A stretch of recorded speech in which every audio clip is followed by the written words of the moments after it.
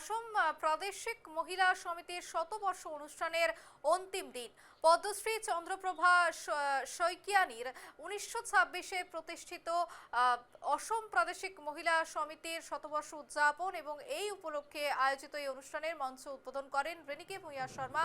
প্রাইডেটস এন্টারটেইনমেন্টের private লিমিটেডের CMD রেনিকে Bhuiyan Sharma. সাংস্কৃতিক শোভাযাত্রায় বিশিষ্ট অতিথি রূপে উপস্থিত ছিলেন অভিনেত্রী চেতনা দাস।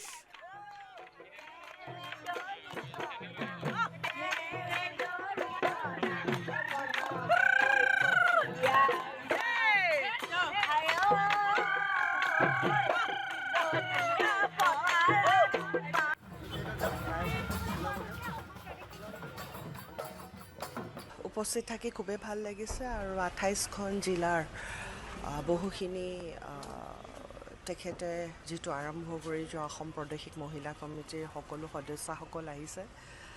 এটাই ভাল লাগিছে যে এনেকুৱা এগৰাকী অগ্নিসত্তা নাৰী তেখেতৰ অনুকৰণ লৈ সমাজখন কেনেকৈ আগুৱাই যাব লাগে সেই প্ৰচেষ্টাটো যেটো আমি সদায় কৈ থাকোঁ women's liberation, self employment, self empowerment, এই প্ৰচেছটো এটা খুব সুন্দৰ গতিত গোটেই অসম প্ৰাদেশিক মহিলা সমিতিয়ে লৈ গৈ আছে আগুৱাই।